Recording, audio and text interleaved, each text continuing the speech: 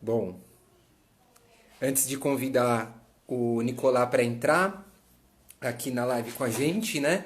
Essa da mesa sonora, que é uma iniciativa, uma atividade do núcleo de som do Quinoolho, né? Então é uma atividade que faz parte aí do grupo, né? Do grupo Quinoolho. A gente, devido a essa situação aí da pandemia, né, nossas atividades não estão sendo presenciais, mas a gente está tentando fazer um ciclo assim de atividades online e, né, para, enfim, para o nosso público e também para as pessoas também de fora, tal. E essa é uma delas, né? Que o núcleo de som, então, se eu não me engano, essa é a terceira live que a gente está fazendo voltado a isso, voltado a um debate de som, voltado a um pensamento de som através de convidados ou de algum tema específico de algum filme, etc.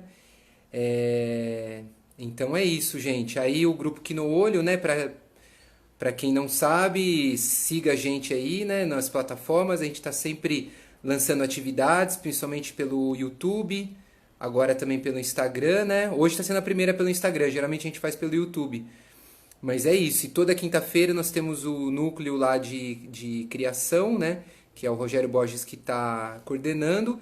E aí, semana que vem, nós temos uma outra live aqui também. Toda quarta-feira a gente está fazendo. Hoje, nós estamos fazendo em outro horário, mas toda quarta-feira a gente tá com essa atividade às 7 horas. E quarta-feira que vem vai ser sobre arquivo, sobre trabalho em arquivo, acervo, tá? Depois eu pego aqui certinho o título para falar para vocês. Bom, vamos lá então. Hoje, então, a mesa sonora tem a honra de convidar aí, de estar com um convidado especialíssimo que é o Nicolás Lê, um grande profissional e um grande ser humano aí. Vamos convidá-lo aqui, só um momentinho. Deixa eu ver como é que faz. Aqui. Maravilha, já fiz aqui o convite.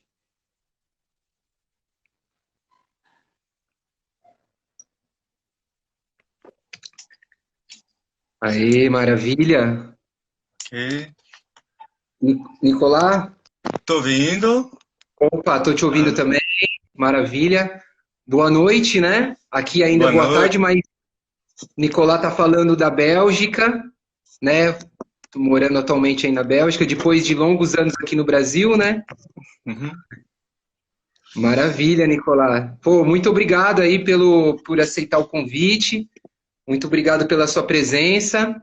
Com muito prazer. Bom, eu só rapidamente gostaria de falar assim uma introdução, né, para a gente começar a nossa conversa.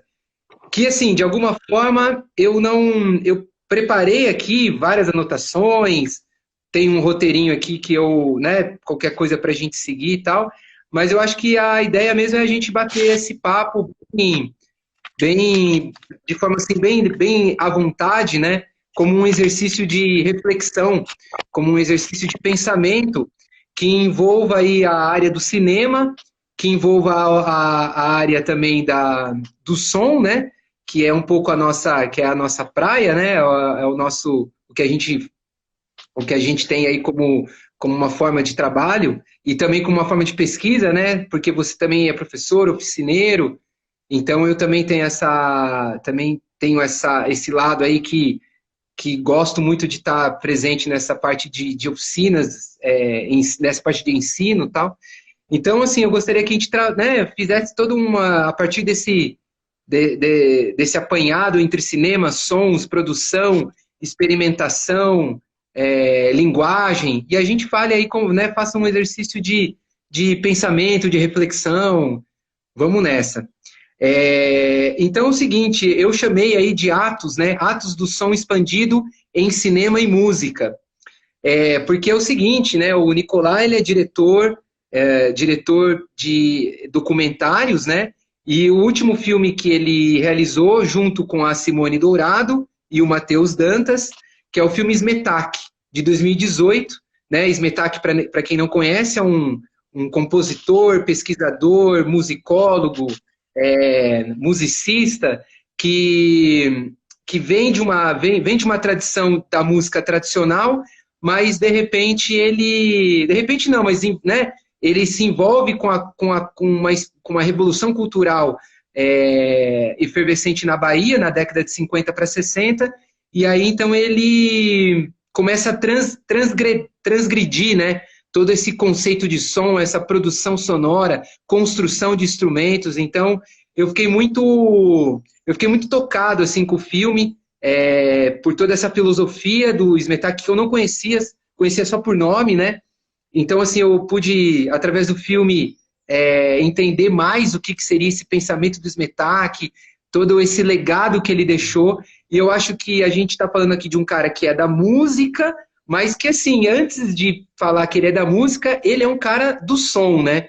É um cara que pensou som, que tentou, assim, trazer uma filosofia para o uso do som, né? Então, até é engraçado que no filme ele fala, né, acho que é o Tomás, né, que foi um dos caras que acompanhou ele durante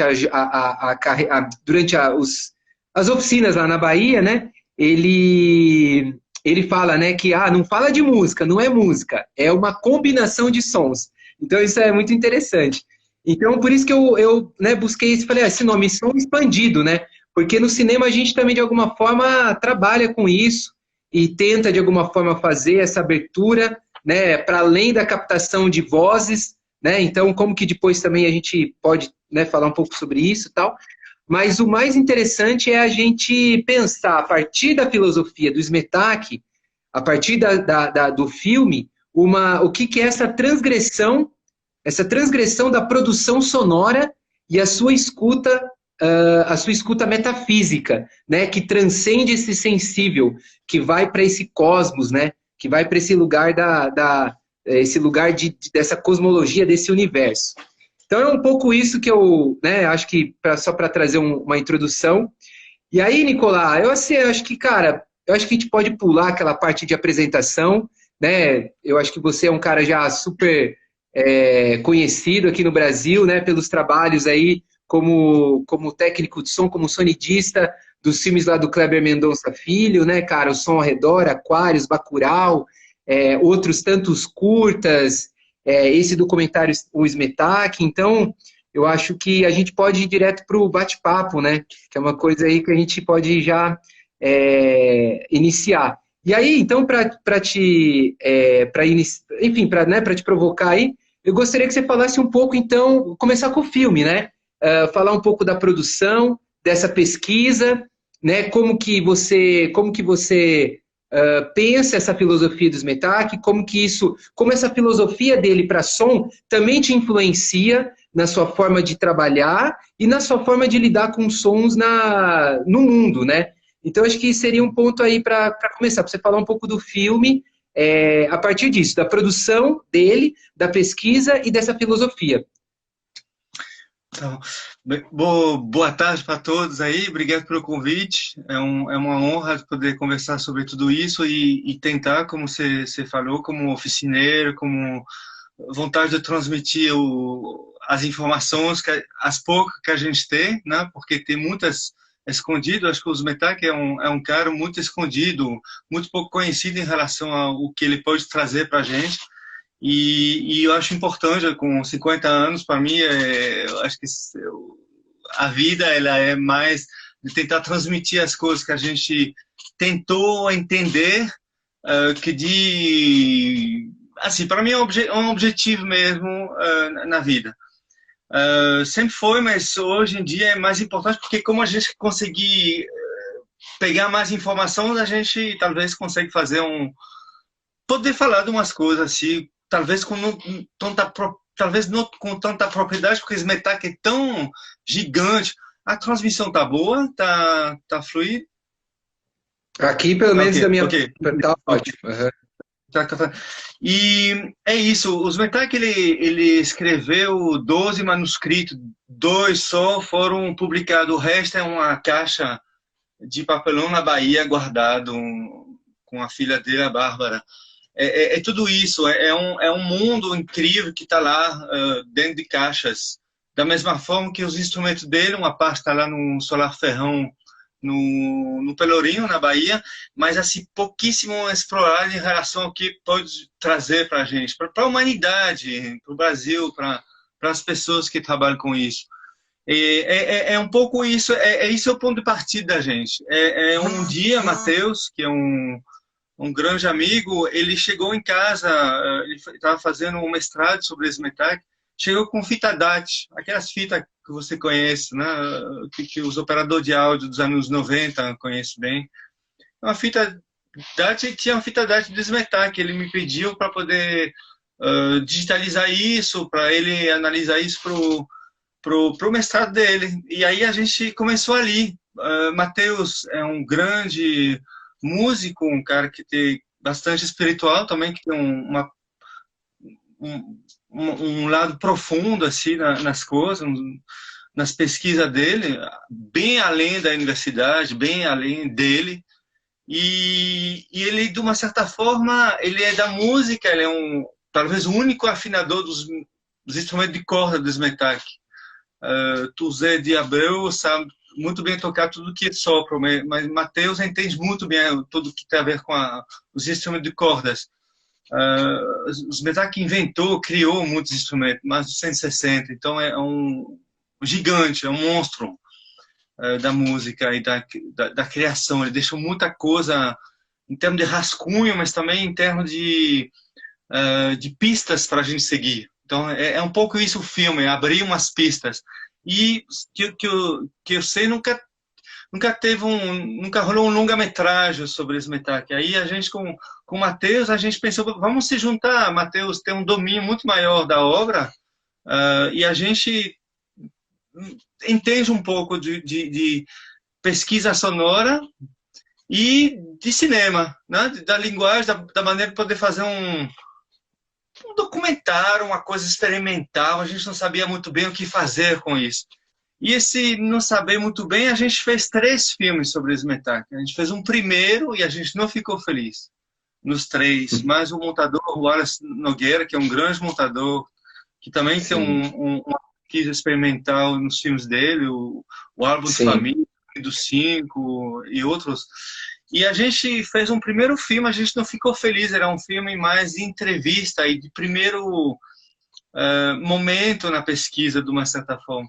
Aí a gente foi para as experimentações com o Marcos Karasati, em BH, que também é uma pessoa que escreveu bastante sobre o Smetak, um livro. E a gente gravou muitas coisas que foi bem interessante. E aí a gente fez um segundo filme com isso, mais várias pesquisas na Chapada Diamantina, umas captações, um trabalho com violões eólicos, tudo o lado da natureza se entrando nos instrumentos, né? Tem toda uma coisa que o Smetak, ele demoliu completamente a ideia que a música é uma caixinha restringida a 12 notas. Para eles é muito mais que isso. Essa coisa dogmática da música ocidental, para ele, é muito mais uma cadeia que outra coisa. E aí a gente fez um segundo filme, mas ainda tinha uma coisa que não dava, que é a essência do pensamento do Smetak, que tem a ver com a eubiose, que é uma coisa bastante complexa. Não sei se o filme vai poder... Acho que tem uma abordagem que abre os caminhos, pelo menos, sobre o eubiose, que é um estudo filosófico das ciências obscuras, ocultas. E aí a gente não explicou isso no filme, não tem como em um filme, mesmo do longa-metragem, a gente abordou tudo isso, mas sem entrar numa super explicação. Mas mesmo assim, é uma essência que tinha que ter no filme. Aí a gente fez um terceiro filme, que finalmente é o filme que vocês podem ver no Vimeo, tá com o link aberto. Então, quem não viu, que quer ver, que é interessado a ver o filme, por favor, divulga, é bom. Aí é isso, a ideia do processo de produção é esse, 7 anos. A partir do momento dessa união com Matheus e Simone Dourado, Matheus Dantas e Simone Dourado, até o momento de ter o corte que a gente gostou. E aí é isso. E aí, para que do som, tem muitas questões incríveis. A primeira vez que eu escutei um som dos Metal, que tem dois discos também, um que Caetano produziu. A primeira vez que eu escutei isso, eu achei muito estranho, mas fascinante. Não é aquela coisa de ruído, de perturbar, de que ele... Não, é uma harmonia que a gente não conhece, mas que é muito humana, ao mesmo tempo. Isso para mim me tocou muito. Falei, ali tem uma coisa que a gente não conhece, mas que tem que conhecer. E essa coisa de buscar na microtonalidade, que é um outro conceito meio complexo de explicar, mas assim, o som entre as notas, você sente uma coisa harmônica, assim, no sentido interno, até do corpo humano, que você não sente, talvez, da música, que tem uns degraus um pouco duro, e lá tem uma suavidade que não encontrei antes da música. Agora, é claro que o Metak é um provocador, que ele fez música para explodir os vidros de uma catedral, em Ouro Preto, que o personagem é um provocador, mas na música dele, e nessa harmonia, inclusive nos instrumentos que se tocam junto, tem um instrumento que se toca a mais de 15 pessoas, a partir de uma pessoa que dá um tom, um som inicial, as outras têm que se adequar a essa primeira pessoa. Então, há uma coisa da ativa, de uma certa forma. É um pouco uma física de Einstein e depois, assim. Tem uma coisa de pensar o mundo e a base musical a partir de uma coisa que não está estabelecida desde o início. Para mim é fascinante. Então, isso é na teoria. Agora, no som direto, assim, e na captação, os Metak inventou o microfone. Isso também é incrível. Ele inventou o microfone, ele não estava interessado com essa coisa de entender aonde que estão as harmônicas dos instrumentos. Ele foi dentro do instrumento. Ele foi mergulhar. Ele inventou um microfone que grava dentro do instrumento, muito antes do lapela DPA 4060 ou 4040, 4030, que vai dentro do instrumento, que reproduz muito bem o som e tal, que a gente adiciona um microfone externo para dar um corpo. Não, ele foi buscar o som de dentro. E essa coisa de dentro, ele rebate, o Tomás no filme fala bem sobre isso, ele rebate o universo. Então, para ele, a molécula, o átomo, a coisa infinitamente pequena tem a ver com o universo. Está muito claro nisso. Está muito claro na acessibilidade desse microfone que ele inventou e da maneira que ele acha que isso pode ser o som do universo. Aí tem o conceito da consonância, umas coisas muito maior no som absoluto, que tem a ver com a famosa ideia que todos os sonidistas têm do silêncio, né? Que é uma acumulação de microsons adicionados. Então, tudo isso é Smetak. E tudo isso é uma pesquisa da gente do som direto e da captação, da mixagem, da montagem, do som design, de pensar o som. Sim, não, com certeza. Eu imagino que até é um desafio, né? Porque lidar com uma figura dessa, né? Que está tão ali no campo dessa transgressão sonora, de uma inventividade tão grande e tão conectado com esse lado transcendental que é até do ser humano enquanto busca, né? De uma evolução. Eu imagino isso transformar num filme como que vocês também na hora de montar o som e fazer a mixagem também se depararam com esse, enfim, né, com esse elemento, né, para ser trabalhado. E aí, eu até anotei aqui para perguntar para você. Então, primeiro, fiquei curioso, esse microfone que você falou, que ele inventou, no filme aparece lá um microfone arredondado que se prende numa... caramba, esqueci uma ferramenta que, enfim, que prende junto no violão. E ele, para mim, pareceu um microfone de contato. sabe, esses microfones que é o de piezo, né? Então, não seria esse microfone, não é esse aí, é um outro tipo de microfone. É, meu amigo Hilário Passos, que é um grande criador também, que é um cara que trabalha com som na Bahia, ele me ajudou a pensar um microfone PZM, justamente de pressão, que grava a partir da vibração do sólido, né? Ótimo. Smetak, ele tinha um microfone aéreo, então a membrana do microfone respondia ao ar e não à vibração do corpo do instrumento. Então Ótimo. tem uma diferença. Mas o som que vocês escutam no filme, quando o violão está pendurado na árvore, é o som mesmo daquele violão naquele lugar. Caramba, que som. Curioso, porque eu fiquei imaginando se isso não tinha um acréscimo de sound designer nisso, mas então, fantástico. Não, fantástico. Essa ideia da plástica sonora, né, que é um outro tópico aqui que eu acho que depois a gente, né, vamos até falar. Mas antes disso, para as performances que vocês trabalharam no filme das performances musicais, com os instrumentos e com o Matheus e outros membros ali também tocando, vocês pensaram uma microfonação diferenciada ou ali foi feito com uns microfones mais de estúdio mesmo? Como é que foi isso aí? Então, Simone, que foi mais responsável da captação de som, a gente já teve esse papo há muitos anos com o som ao redor, sobre a microfonação. E, na época, quando você estava pesquisando, se não me engano, seu mestrado, Sim. eu lembro de ter conversado muito sobre a questão dos microfones hipercardioide. Uhum.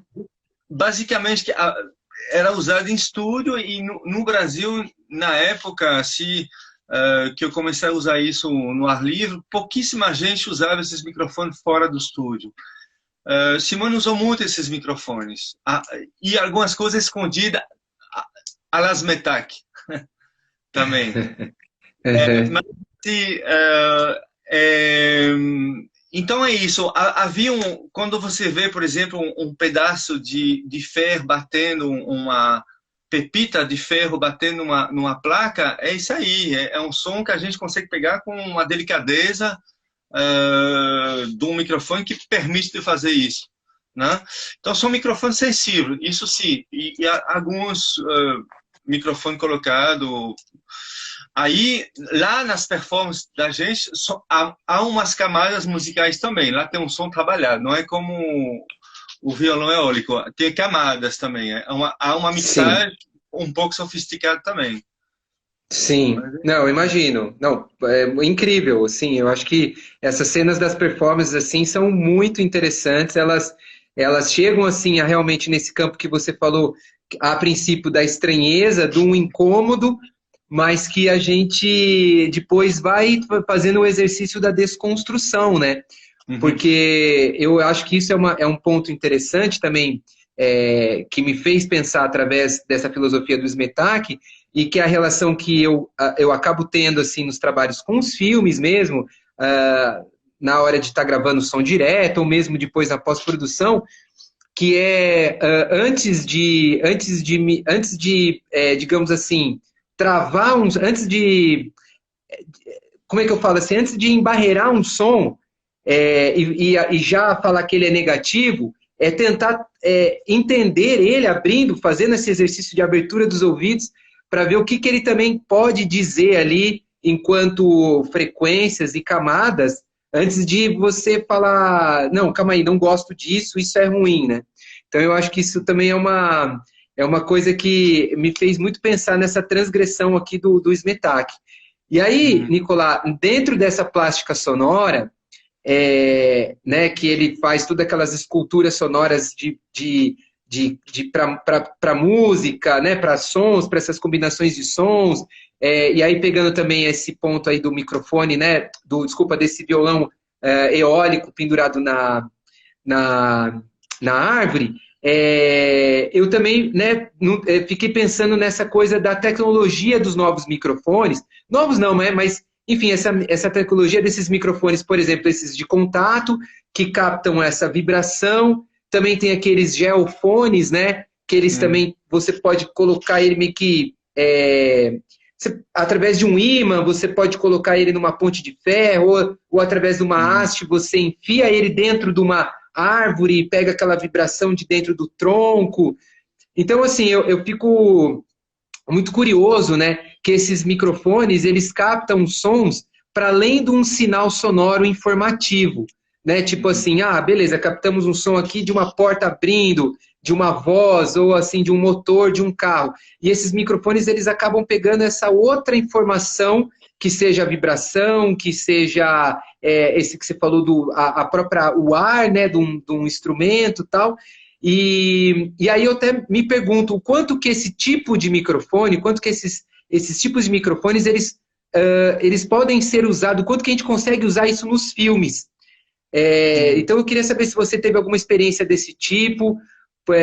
Eu falo isso porque agora, no último trabalho que eu fiz de longa-metragem, A Casa de Antiguidades, a gente construiu uns microfones preparados com bambu, com as cabaças. Eu até conversei com você anteriormente sobre isso, né? Então, assim, um microfone direcional, a gente conseguiu encaixar ele dentro de uma cabaça, de um bambu, e aí toda uma sonoridade entrava ali dentro, criava uma certa ressonância.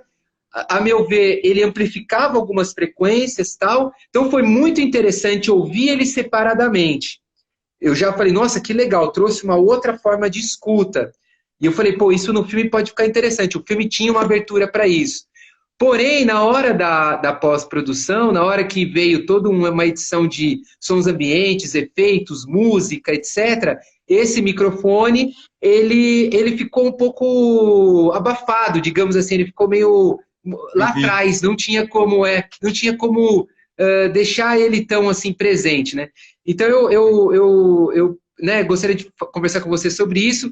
O que você acha desses usos desses microfones não convencionais para fazer captação de cinema? Claro que, lógico, né, tem filmes e filmes, né? Se a gente está falando aqui de um filme totalmente ali realista, naturalista, tudo envolvido em diálogos, aí lógico que esses tipos de microfones acabam, né, não tem motivo às vezes a gente usar. Mas eu acho que tem alguns trabalhos que a gente também pode ter essa abertura. Então eu queria ouvir de você o que você pensa sobre isso e se você já teve alguma experiência também.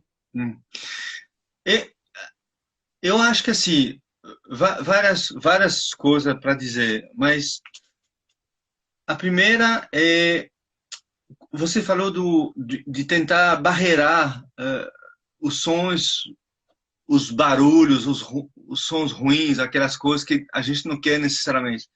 Aí eu lembro muito bem de um filme que tinha uma estrada muito forte, assim, que não teria como tirar do som.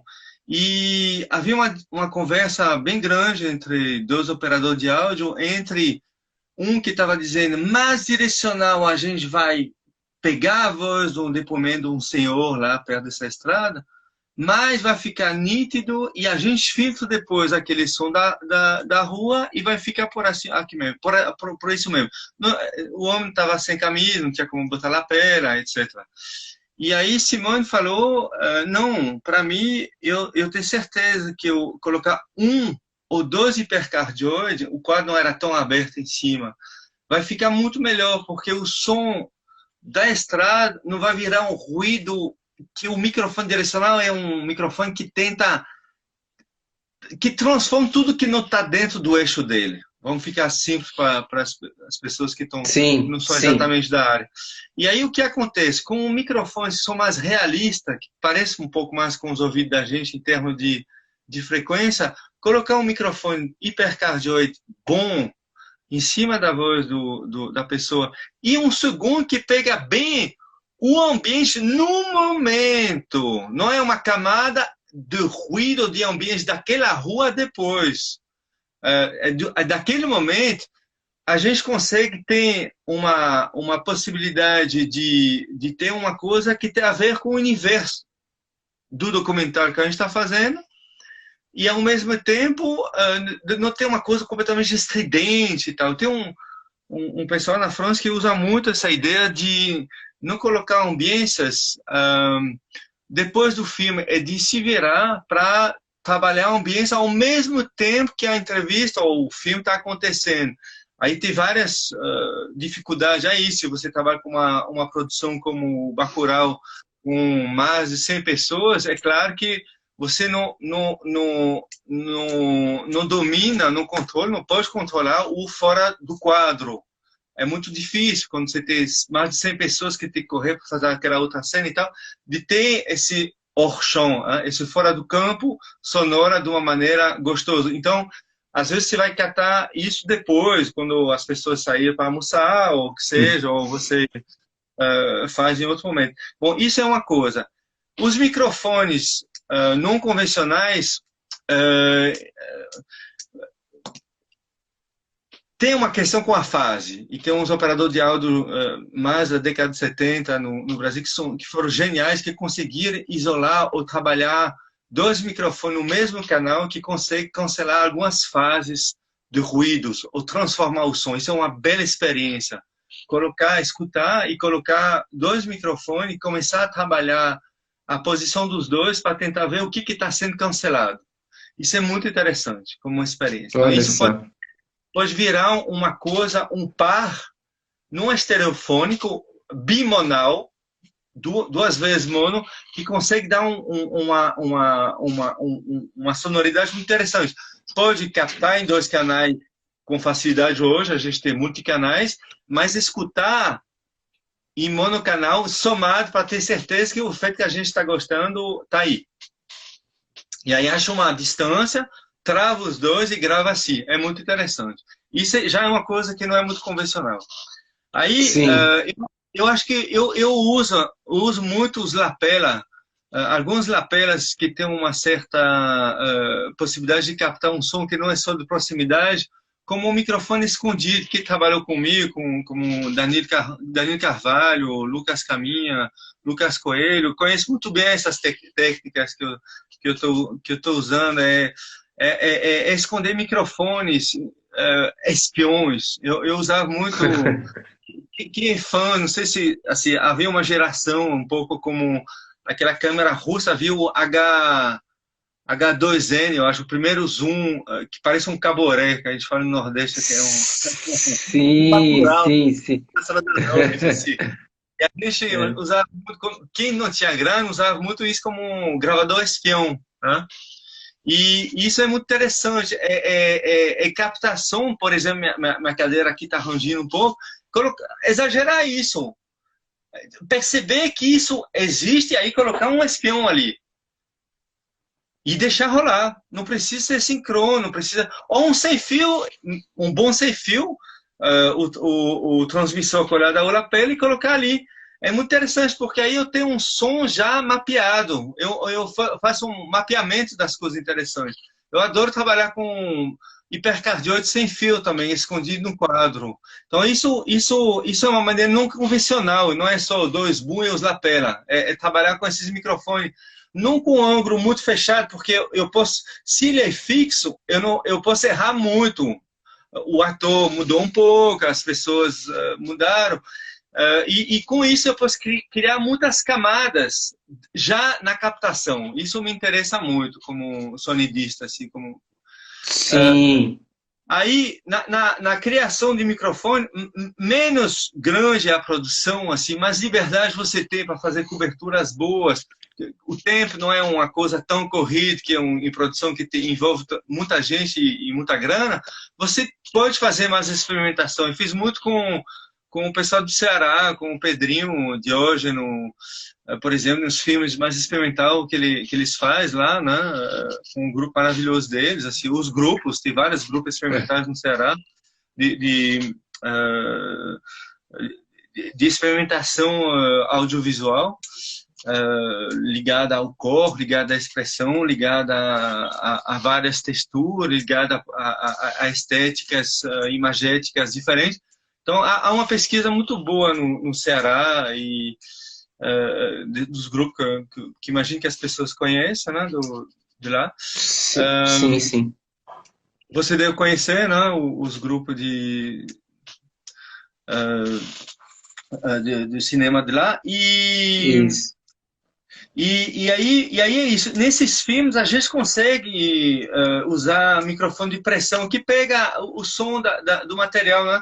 É fantástico. Você me lembra de um filme na Bahia, no caso do Geraldo Sarno, um filme que a gente fez maravilhoso sobre o general Abreu Lima, mais um perdido na história, assim, um general que quase transformou o Brasil e foi cair nas masmoras da história para a tentativa de transformar o Brasil mais uma vez, né?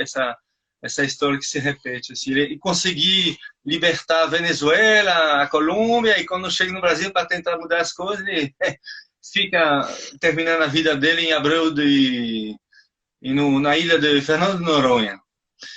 Aí você tem, no filme do Geraldo Sarno, eu lembro de uma pessoa que estava pintando. Fantástico. 2, 3 microfones atrás da tela. Fantástico. É melhor que aquela experiência que todo sonidista escutou daquele negócio esterofone, da cabeça e do som, de escutar as tesouras cortando o cabelo. Sim. Essa coisa de pintar ou de escrever e de colocar escondido um espião, um gravador, escutando esse barulho, mas com uma verdade muito maior que um som adicional, porque a gente faz muito fácil, né, dublar isso. Mas naquele momento, e o cara para e fala, inclusive a vibração da folha, ou do tecido, que seja o quadro, e o microfone que está atrás, com toda essa textura, dá um efeito que você não teria de outra forma. Tinha um que fez, né, com o muro, não sei se vocês lembram desse filme também, que é Sim, o muro da direção Tião, né? Isso, belíssimo filme. É um filme bastante experimental e havia perto da boca do ator, quando estava deitado no chão, um microfone a 3 milímetros da boca dele. Você tem um som dentro da boca. E era possível, por conta a gente conseguir fazer uma brecha na madeira, colocar só a cabecinha um pouco abaixo, não tinha como ver, mesmo com um plano extremamente grande, assim, bom, detalhado. Não era um plano, era um plano de composição, né? Mas assim, havia um som justamente, havia um plano de composição e um som de um close.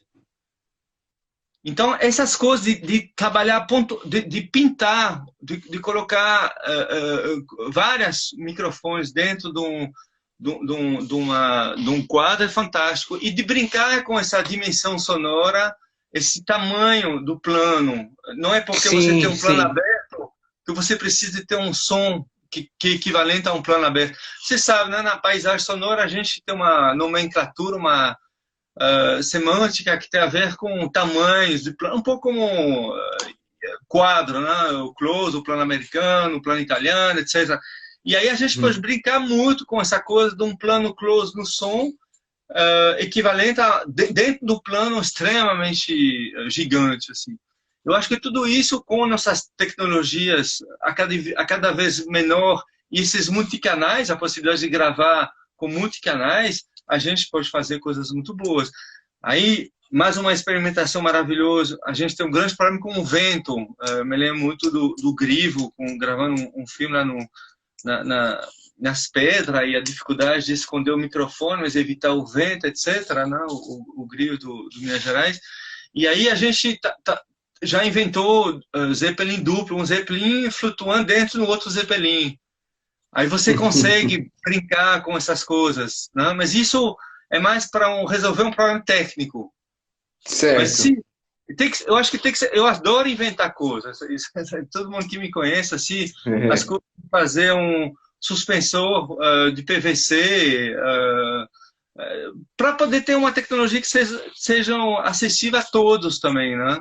E comprar capa de microfone, colocar dentro de um tubo, que é um direcional. Essas coisas, para mim, é isso. A tecnologia ao serviço da gente, não ser refém do dólar dos americanos e dos chineses. Não, perfeito. Eu concordo muito com você, assim, essa parte da inventividade, assim, e dessa busca, né, constante pelos sons, né? Para além do que às vezes um microfone direcional te proporciona, né? E aí, então, pegando um pouco seguindo essa ideia, né?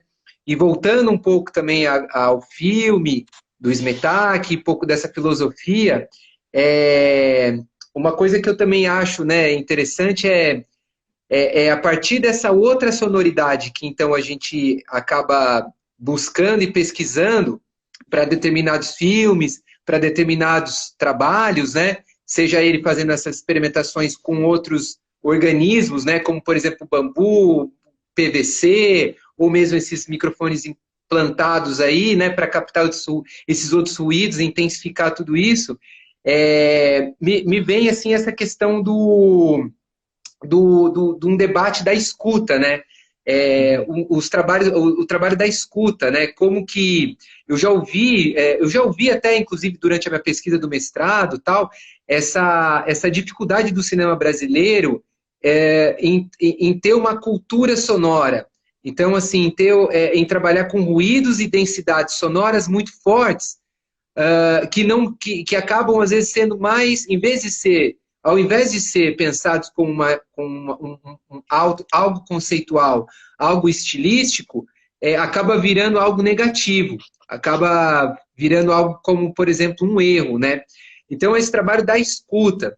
E aí, dentro da filosofia do Smetak, todo depois no filme, através das entrevistas com todas as pessoas que participaram dessas experiências com ele, eles falam muito dessa coisa dos ouvidos acostumados, que a gente acaba ao longo do nosso tempo, né, enfim, da nossa sociedade e tal, os nossos ouvidos eles estão acostumados a um certo tipo de som, a um certo tipo de música, padronizado, né?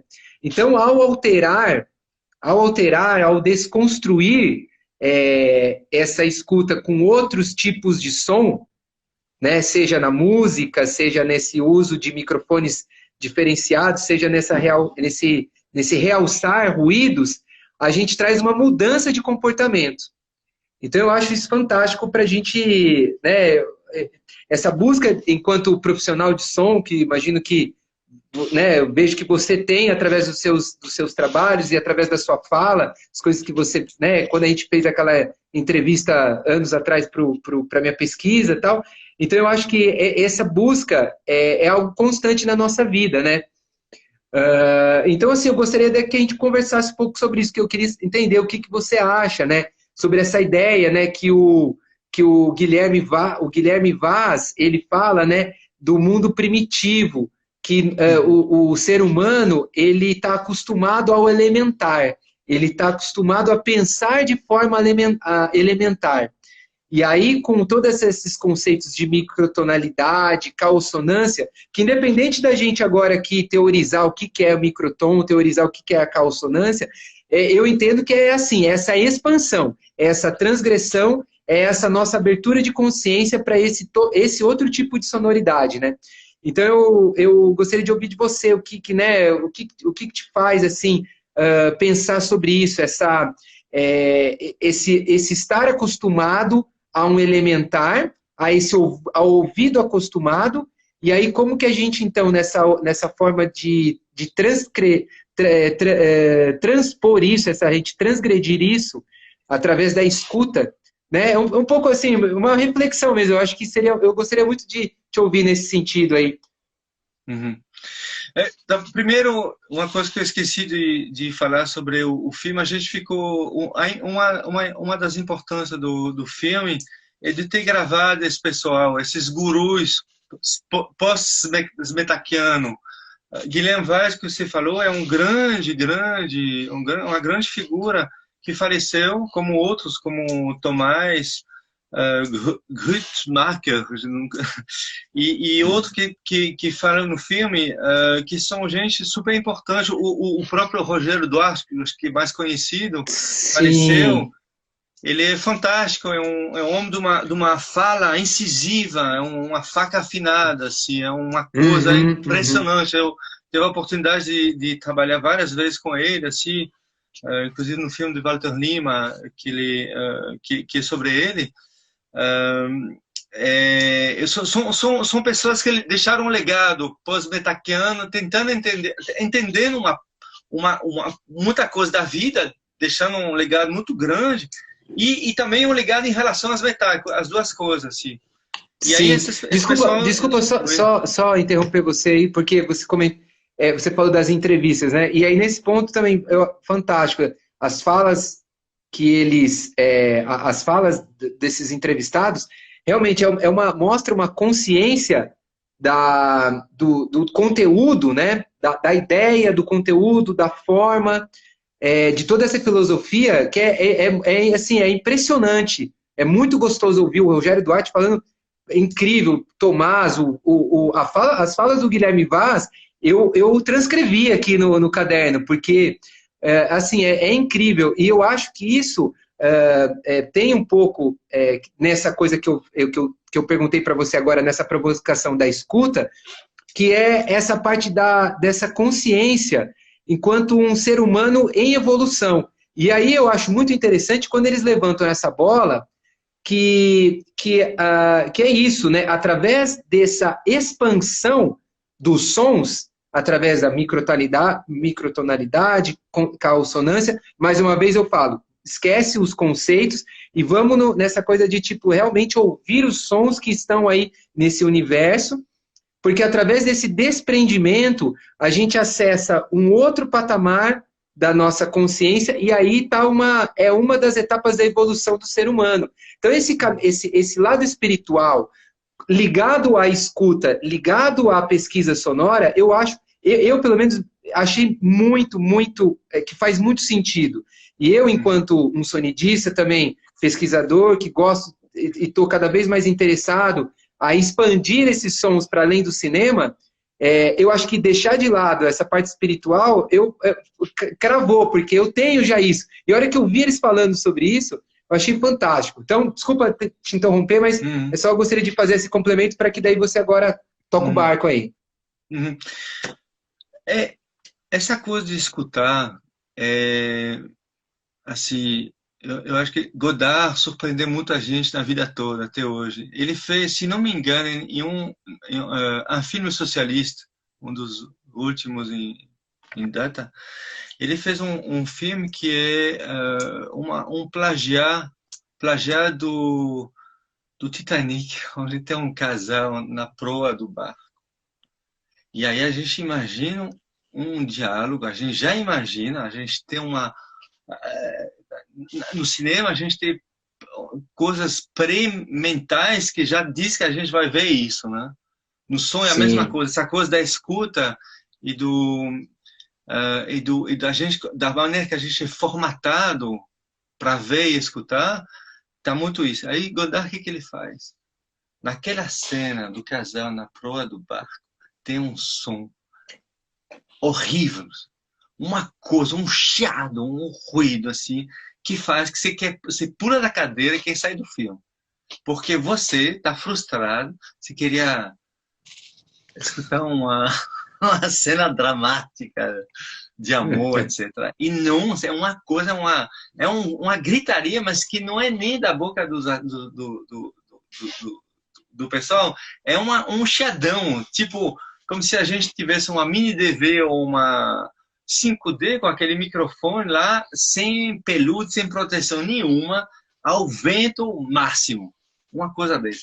E aí é um pouco isso. Ele provocou muito fazendo isso. Ele provocou muito. Que isso, gente? Vocês queriam escutar de novo aquela coisa do Titanic? Chega! Chega disso. Vamos escutar outra coisa. Vamos pensar outra coisa. Porque ele mexe também com cor, ele já transformou o mar Mediterrâneo em banho de sangue, que tem tudo a ver com a questão dos refugiados hoje, assim, tá. Então tem um dizer em cima, uma coisa política na experimentação dele que é gritante, assim, maravilhoso. Mas é isso, a gente está acostumado ao infantil, como fala o Guilherme Vaz, mais que não é o arcaico, ele adora o arcaico, eu acho que o arcaico isso. É antes do século XVI, XVIII, que padronizou, inclusive, a música, dogmatizou a música, aquelas coisas. Sim. Então, ele acha que Smetak é um alquimista maldito, etc., como os alquimistas daquela época, da Inquisição, né, que era queimados porque pensava outra coisa, inclusive musicalmente, quando você não era daquele som, você era um maldito, porque a religião também só liberava aquelas 12 notas, ou sei lá. E aí Isso.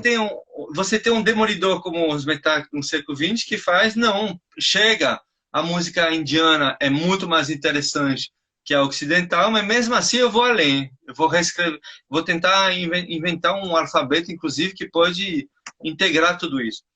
E na escuta, é isso, a gente está muito, muito, muito, muito padronizado, inclusive da música, é por isso que quando ele não quer mais falar de música, mas você falou de, não é nem ruído organizado, isso é uma fala que eu sempre falo, mas de combinação de som. Combinação de sons, é. Então, é porque ele tá cansado dessa coisa da música reduzida ao que é na nossa sociedade. E aí, aprender a escutar é isso também. É escutar. Você falou de bambu. Imagine que várias pessoas entre nós assim já gravaram bambuzal, né? É um som. Você tem uma coisa que a natureza está dizendo ali que é poderosa, né? Que é poderosa. E se você consegue gravar isso de uma maneira muito atenta, você escuta de uma outra forma. E se você consegue, como microfonista, ou como um operador de áudio, como desenhista de som, ou como um montador, passar isso no filme que você está fazendo, que tem a ver com aquela natureza, é maravilhoso, assim. Eu acho que você traz um universo que não estava lá. Lembrando que a grande riqueza do som é o fora do quadro.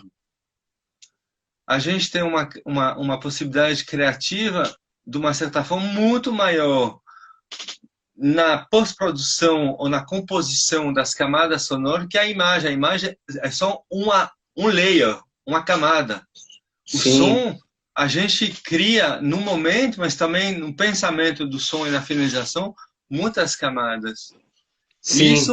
Isso é fantástico, isso é muito grande. Agora, tem que ter uma abertura para isso e uma escuta. Uhum. E Sim. é claro que tem a ver com a qualidade da sala, etc. Mas assim, também isso é uma coisa assim. Eu acho que o som ao redor, a gente conversou sobre isso. A gente fez uma mixagem assim. A mixagem que foi feita, ela foi feita de uma maneira muito sutil e a sutileza dela era tão grande que não passava em algumas salas.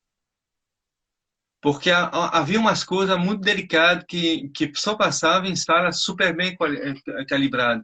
E mesmo nas salas calibradas, você sabe, vocês que são direto, ou mesmo um cinéfilo, etc., um filme soa de uma maneira e soa de uma outra em uma outra sala, por conta das caixas, da Sim. acústica, do volume, etc.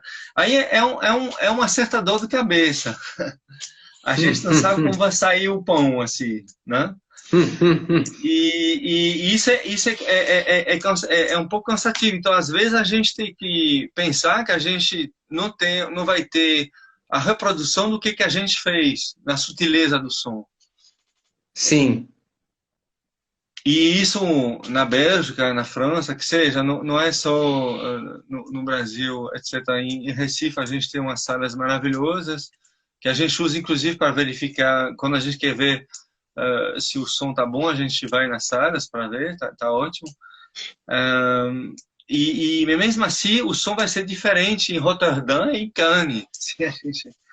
É difícil isso, é difícil pensar uma calibragem certa. Assim. Então a gente faz uma média, e toda essa sutileza ela tem que ser levantada. O problema é que se você levanta isso, você tem que levantar um pouco tudo, ou você achata tudo. Né? Com certeza.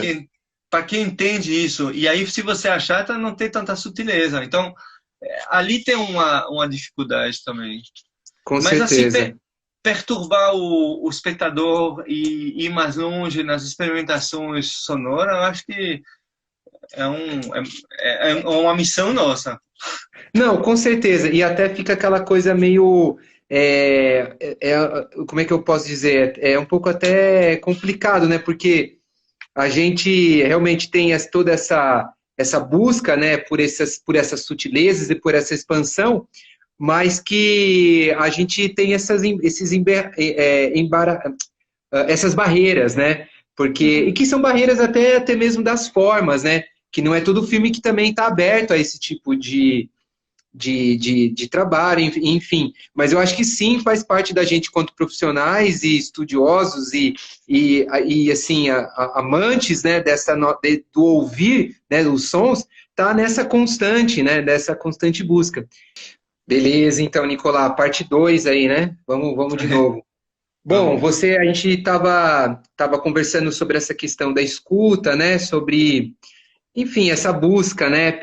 Por uma abrir os ouvidos, né? O que seria isso, né? Diante esses ouvidos acostumados, de forma geral, né? Essas padronizações e tal. E aí eu fiquei a pensar aqui a questão dessa escuta dos ruídos, né? Então, inclusive coisa que está no filme, né? Que eu fiz a anotação aqui que é super legal, que eles falam que o homem se limita, né? Então o homem se limita, e aí por conta disso você acaba vivendo nesse mundo primitivo e acaba não se ascensionando enquanto o ser humano nesse processo de evolução. Então isso é fantástico, né? Recapitulando, isso eu acho fantástico. Eu acho que o trabalho de som ele tem essa possibilidade, né? Como você acabou de falar, o som enquanto um layer, né? Desculpa, a imagem somente um layer, né? Uma camada, e o som ele te transporta para tantos lugares abstratos, né? Então isso faz com que a gente tenha essa expansão, essa questão da afetividade dos sons, né? Quando a gente está ouvindo desde a barriga da mãe, no processo de gestação, né? Esses sons que a gente ouve já, então por isso que a parte desse desenvolvimento do ouvido é muito inicial. E aí, quando a gente, então, encara a sociedade hoje, esse modo, né, esse modo capitalista, padronizado, a gente acaba se deparando com essa industrialização dos sons, essa industrialização da música, né? Então, eu fico a pensar que quando a gente traz alguma coisa diferente, quando a gente acaba experimentando alguma outra sonoridade, alguma outra musicalidade, as pessoas assim tendem a achar aquilo como algo negativo, tendem a achar como algo ruim, porque na verdade eu vejo assim que não é isso de ser bom ou ruim, é somente diferente.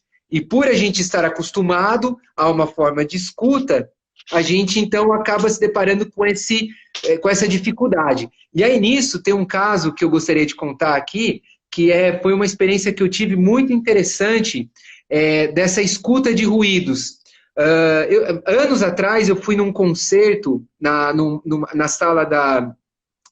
sala de concerto que tem lá no Centro Cultural Vergueiro, em São Paulo, e aí o concerto era da banda Dedo, que é um trio de música de ruído que é do Rio de Janeiro, e na verdade não é música, né? É combinação de sons.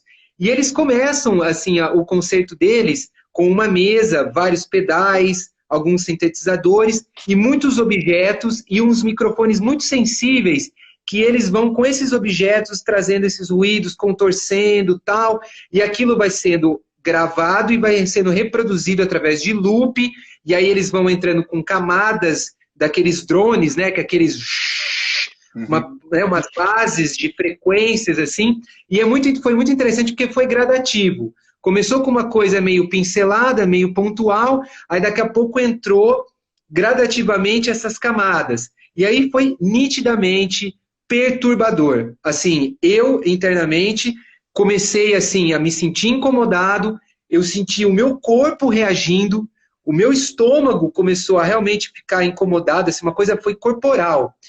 Os pensamentos, foi muito louco, porque eu comecei a pensar em coisas ruins. E eu estava super bem na época, assim, então, assim, uma coisa que foi a própria música me trazendo. Eu vi inúmeras pessoas saindo do auditório, indo embora, outras tampando o ouvido, sabe, virando, meio que ficando agachada, com um pouco de vergonha de sair. Eu confesso para você que eu fiquei no limite de, não, vou embora, tá me fazendo mal. Então, assim, era um uso de frequências e tudo aquilo soando muito forte, que começou a perturbar e trazer essa transformação no próprio corpo e no pensamento. Coisa assim, incrível. Nunca tive nada parecido. E aí eu lembro assim, de eu ter virado a chavinha. E isso eu conto assim, porque foi uma coisa muito importante para mim. Mudou totalmente a minha visão de trabalho, de como eu lido com os sons, de como eu ouço agora esses sons ao redor e tal. Que foi quando eu mudei a chavinha. E aí eu, em vez de me distanciar e de colocar uma barreira nisso, eu fui tentar entender. E aí eu comecei a tentar entender o que era cada frequência, o que tinha de agudo, médio, grave, o que era mais melódico, o que era mais pontuado, o que tinha um pulso, essas camadas. Eu fui tentar essas camadas. E aí, Nicolau, foi assim, sem brincadeira, eu abri um sorriso quando isso me veio, sabe, quando você meio que decodifica isso, e toda aquela angústia passou. Foi um negócio assim que eu enchi o peito e falei, né? Eu falei, caramba, esses caras são fodas, porque, sabe, foi uma transgressão de produção sonora tão intensa que, assim, é difícil mesmo. Eu tô falando assim que não é uma coisa que a gente está acostumado a fazer, mas essa mudança da chavinha para decodificar esses ruídos, essas camadas, né, de sonoridades estranhas, perturbadoras, realmente foi assim, foi incrível a hora que eu consegui entender isso. Entender é modo de dizer, porque a gente acaba não entende, né? Mas a gente, sei lá, a gente analisa de uma outra forma. E isso trouxe para mim uma outra abertura também para ouvir esse tipo de sonoridade.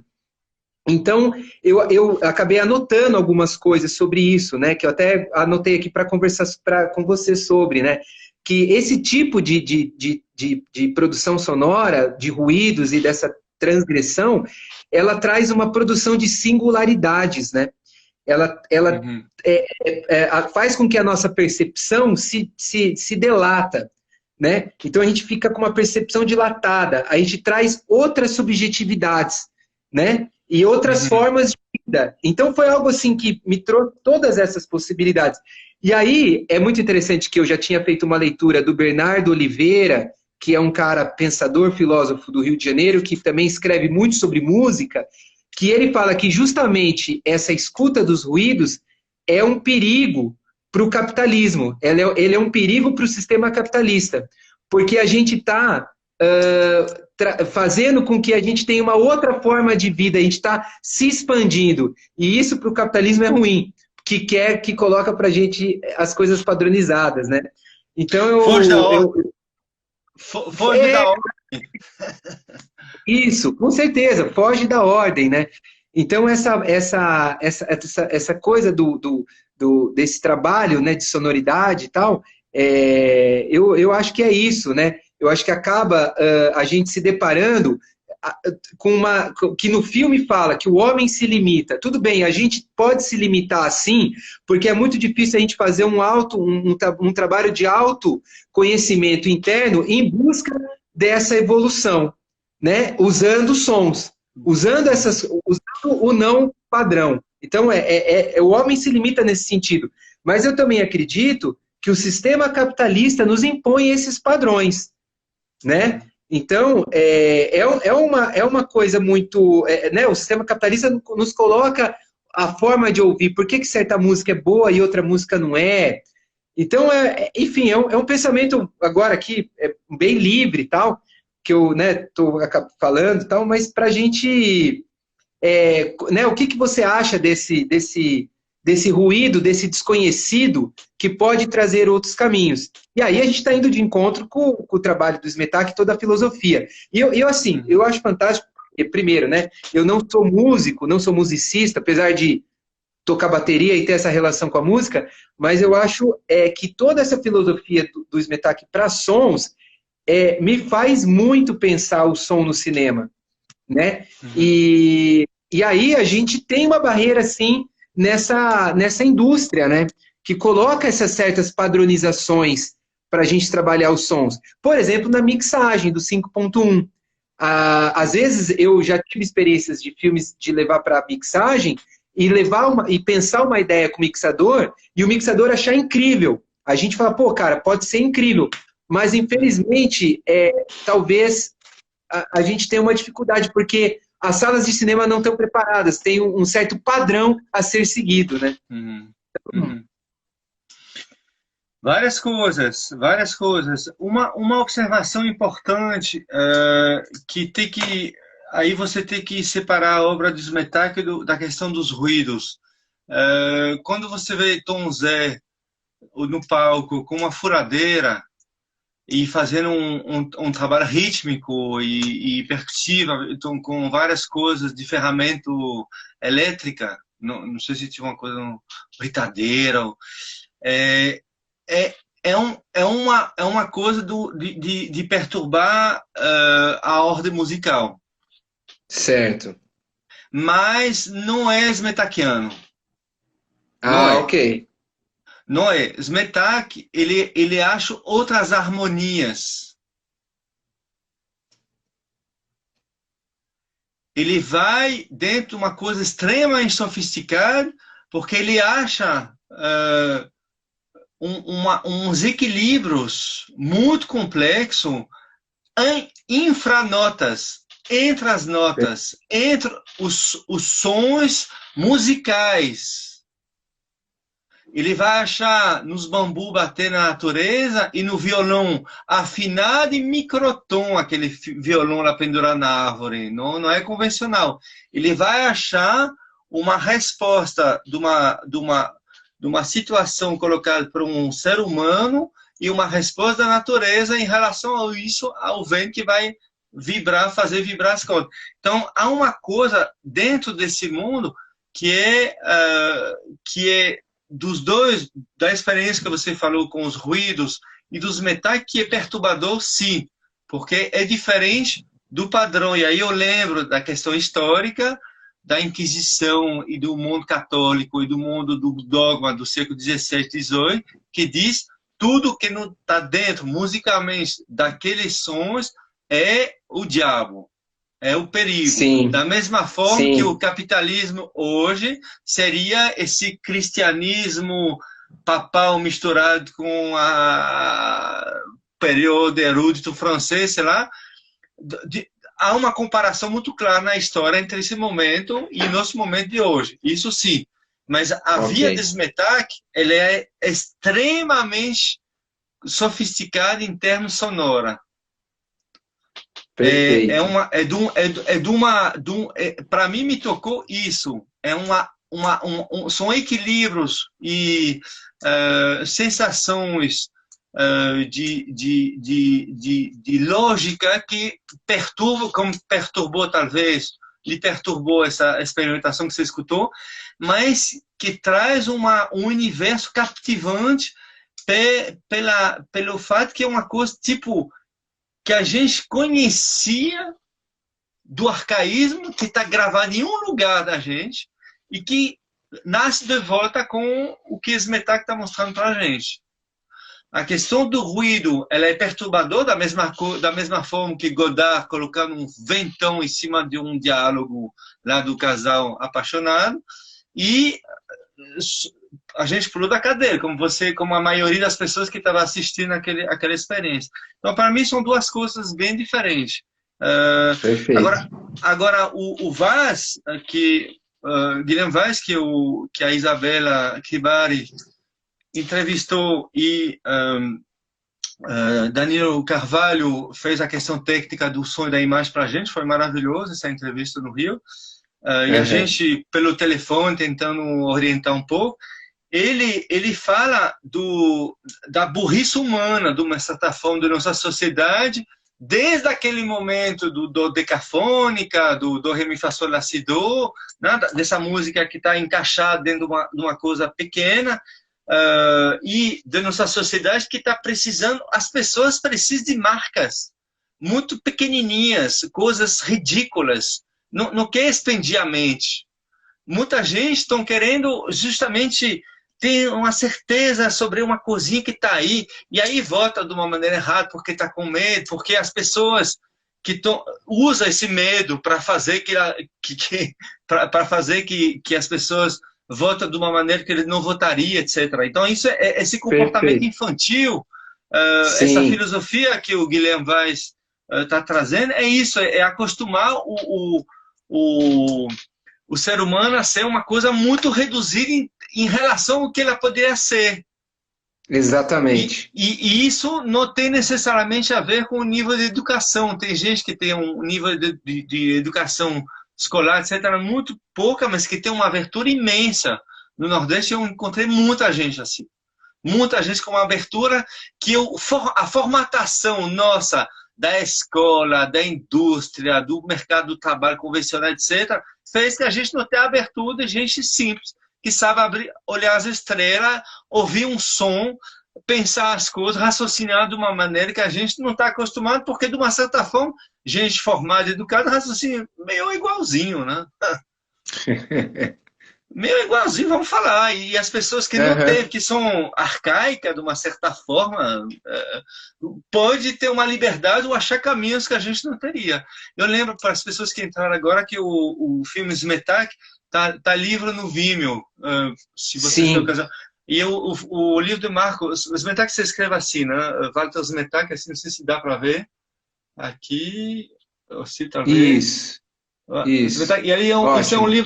um livro de Marcos Karasat, do BH, que é legal na explicação um pouco dos instrumentos e tal. E ele faz uma coisa que a gente não fez no filme.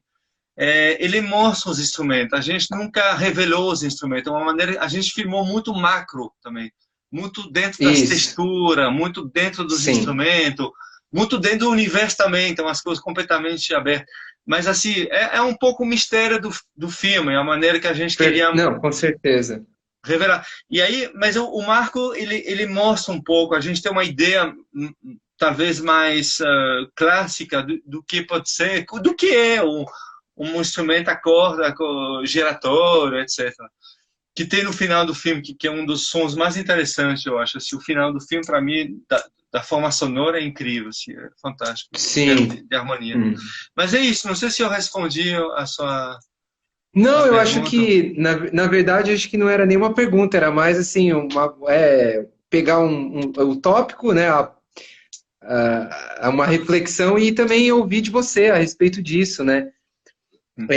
Agora sim, e você, dentro de toda essa pesquisa do filme também, você enquanto né, um profissional da área de som, você também, como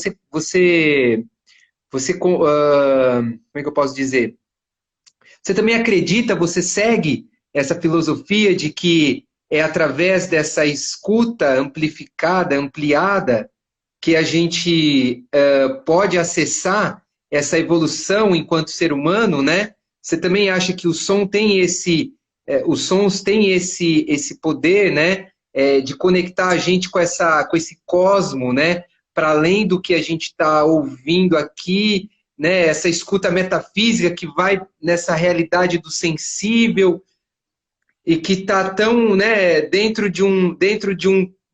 De um tom e o outro, né, tem tantos outros sons que, né, a ideia do microtom. Então, pensar que dentro desse nosso som, que por exemplo, que eu ouço aqui dentro da minha sala, agora, sendo do vizinho, a geladeira que liga, tal, tem tantas outras sonoridades. Essa conexão dessa busca desses sons, também, principalmente os sons da natureza, que eu acho que é ali que está muito mais essa conexão com esse universo, com esse cosmo Deus. Você acha que o som também tem trabalha nesse processo evolutivo do ser humano, assim? Uhum. Complexo. Eu não sei se eu sou um caso perdido, assim, no sentido, por várias razões. Uma delas é o fato de ter trabalhado durante mais de 20 anos em várias longas, vários filmes, várias experiências sonoras, e como técnico do set, você aprende a tentar neutralizar o que não interessa. E Sim. não deixar uma abertura ao que talvez é interessante. E aí isso é uma deformação profissional. Uhum. Então, eu não sei se eu posso ser recuperado. Isso é uma das coisas. A segunda coisa, mais para todos, assim, é que a gente é muito formatado. Sim, Na educação, na maneira de ver as coisas, na maneira de exato. escutar som comprimido, de qualquer formato, etc. E aí poucos que souber, né? Os Metak fala, que sabe se salva, não é mais salvo que poder, você sabe que souber, né? De uma certa. E aí é um pouco isso, e talvez já é tarde, assim. Então, para quebrar muitas coisas que já são emparedadas na cabeça da gente, para quebrar isso tem que ter um trabalho grande para poder evoluir Aham, mais, como expandir um pouco mais nossa mente, no seu universo, nos seus com costumes e certeza. tal. E aí é muito complicado, não sei se com muita ayahuasca ou... Mas É, é um fato, a gente está muito emparedado dentro sim, das coisas, do cotidiano da gente, da maneira de responder, da maneira de ver o outro, do bombardeio sonoro que a gente tem o tempo inteiro de informação. E aí é complexo. Claro que os Metak e o fato de escutar som ao vivo, criação sonora, de se encontrar com outros e mesmo tocar um violão um pouco diferente, uma rabeca no Nordeste, assim como o Wallace faz muito bem, assim, com outros, isso traz um processo evolutivo, eu não tenho dúvida nenhuma sobre isso. sim, Da mesma forma que todos cantar, por exemplo, o Brasil é um país musical, um país talvez mais musical e mais multimusical do mundo, assim. E a música talvez ela pode salvar muito. É o único país, talvez, do mundo que quando um cantor, mesmo num mais famoso, assim, começa a cantar uma coisa, todos que estão escutando aquele cantor naquele palco sabem a música. Sabe? Não conhece isso na Bélgica, na França, na Inglaterra, não conhece, nos Estados Unidos não conhece, de uma maneira tão caramba, incrível assim. E aí, então, sim, no Brasil tem uma cultura musical e sonora, mais musical que sonora, que talvez é um caminho interessante para trabalhar as coisas. sim, com certeza. Agora, também tem umas músicas super repetitivas, que expressam outras coisas, que são também interessantes de pesquisar culturalmente ou sociologicamente, né? Não descarto isso também. Mas que, para mim, tem um martelamento de cabeça também. Se você vê a abertura dos anos 60, 70, e o que Exato. se produz hoje, uh, podemos procurar, mas assim, me parece que o universo é outro, assim, o universo e a criatividade sonora, Sim. assim. É, não, e até agora, inclusive, eu lembrei aqui de uma questão, né, dessa coisa do uso criativo, né? Porque foi agora, semana passada teve uma mesa da Socini sobre som, e aí um dos pesquisadores lá, o Rodrigo Carreiro, acho que você até Sim, deve conhecer mas, ele, que ele é da UFPE lá, ele apresentou aquela série Chernobyl, que é uma série da HBO, uma série que é uhum, do ano passado, né?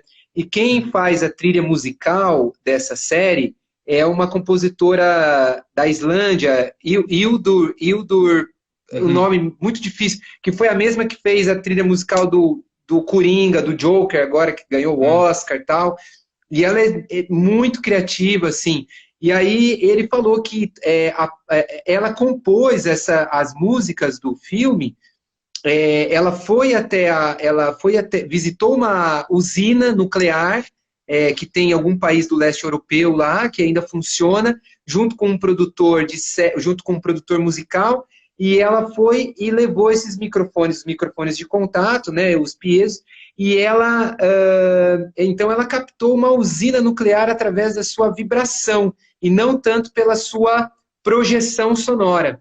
E aí ela disse que gravou muito, muito, muito, e ela identificou nessas vibrações algumas passagens melódicas e todo um trabalho dela que ela deve ter como enquanto pesquisadora musical, ela compôs toda a música da série Chernobyl através desses elementos vibratórios de uma usina nuclear, que faz parte da narrativa do filme, que o filme fala sobre uma usina nuclear que sofreu esse acidente, né? Então, assim, eu achei muito, muito, muito interessante essa caminhada, né? Esse pensamento criativo. Então, eu acho que isso nos inspira, né? Também a pensar fora da caixinha, em vez de compor uma música, né? Talvez dramática, diante de uma tragédia, tantas mortes, uma tragédia ambiental que marcou todo o século XX, ela pega né, vai buscar todo esse drama através de uma vibração. Então é interessante pensar que como que os personagens ali, como ela foi fundo de como que esses habitantes ali da cidade sofreram através desses ruídos, né? Então é até interessante, vale a pena escutar depois aí e tal. Uhum. E nesse sentido, eu acho que a gente está num bom caminho, né? Porque você, quando a gente conversou sobre o som ao redor e todo um trabalho que você também trouxe para esses microfones plantados, esse uso desses microfones cardioides, que no som ao redor, depois, na pós-produção, na mixagem, etc. e tal, pode ser que não foi usado de uma maneira que poderia ter sido, mas está lá impresso no filme. Eu acho assim, a sonoridade do som ao redor é incrível, que condiz muito com a narrativa do filme, com o que ele quer trazer, que é todo os sons da vizinhança e todo um som do medo também. Então, fantástico. Acho que todo esse trabalho que você teve na captação de som direto já foi pensada e algo que se concluiu depois na pós. E eu tive a oportunidade também de fazer a edição de som de um curta, agora o ano passado, que foi você que fez a captação de som, que é aquele Lázaro, né? Do Diego Benevides, lá da Paraíba. E aí veio um material sonoro muito rico, né? Porque ele até, o Diego até falou bastante, assim, ele falou, pô, o Nicolás enfiava uns microfones, prendia no teto e colocava, né? Você trabalhou sozinho, então, pô, né? Tem uma dificuldade de operar um gravador, multipista e mais também fazer microfonação, então, e veio esse material e eu pude, sim, eu com a Isadora, que a gente dividiu a edição de som, a gente pôde usar realmente esses microfones, que uns soavam pegando mais uma acústica, o outro pegava um pouco mais sensível e tal. Então, incrível, assim, eu acho que a gente, de alguma forma, está no caminho e eu acho que eu fico muito feliz de hoje estar tendo essa conversa com você, porque me inspirou muito em 2014, que foi quando eu estava fazendo a pesquisa, 2014, 2015, então me inspirou muito e hoje assim, uma forma que eu também vejo de trabalhar, né? Para mim é forte, porque o Lázaro que você falou é o último filme que eu fiz. A Fome de Lázaro, né? Que chama o curta. A Fome de Lázaro. A Fome de Lázaro. Lázaro é outro filme. A Fome de Lázaro é o último filme que eu fiz. Assim, depois a gente saiu do Brasil por razões que vocês devem imaginar. E foi bem forte essa história.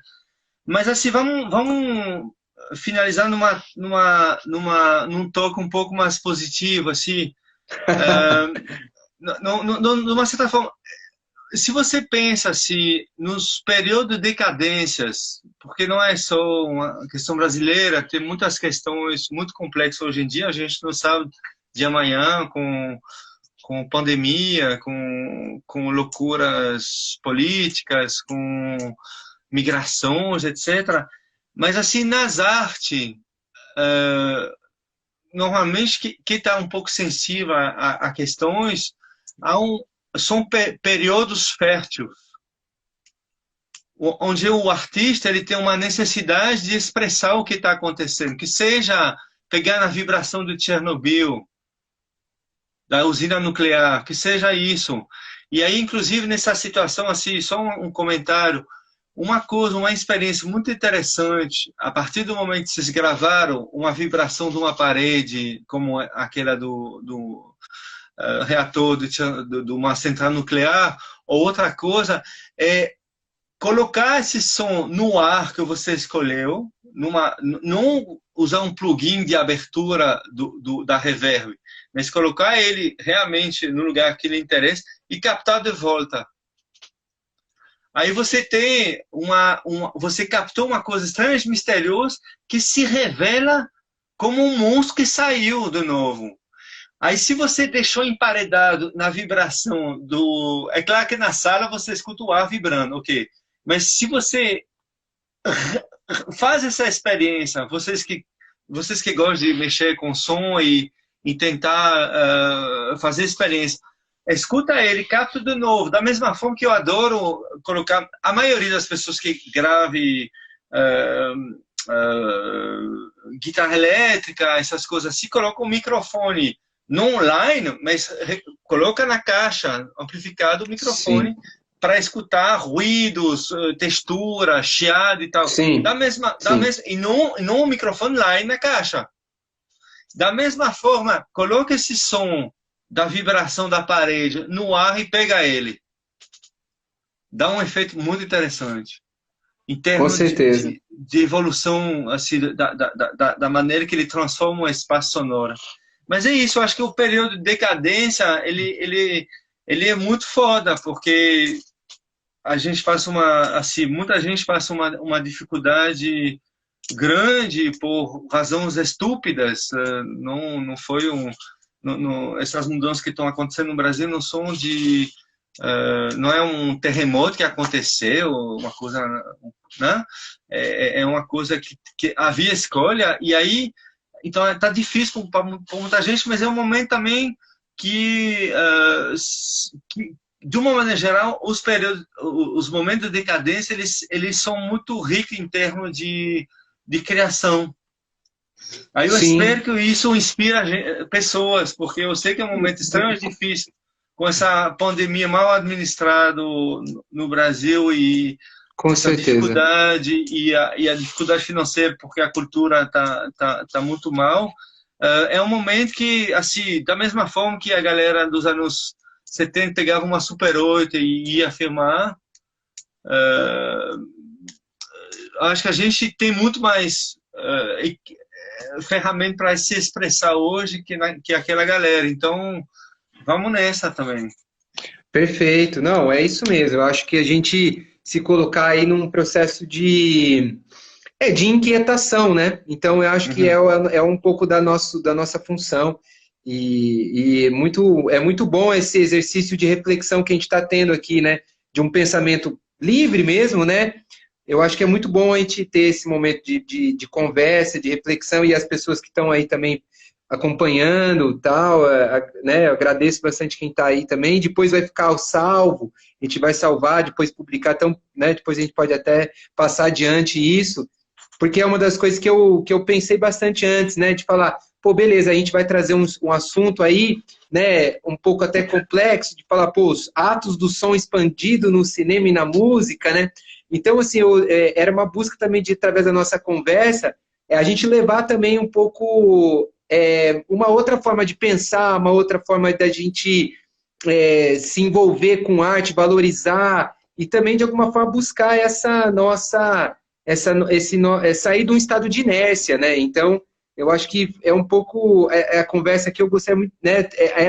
Essa era a minha ideia da gente, e eu acho que está sendo super positivo. Mas pelo horário aqui, eu acho que a gente já pode, então, finalizando, eu não sei se você quer completar com alguma coisa. Eu acho que, enfim, né, para resumir um pouco, resumir não, mas tipo, esse assunto de sons, né, ficou muito marcado para mim as 3 etapas daquele etnomusicólogo que está no filme lá, que é um senhor que está debruçado no piano, né?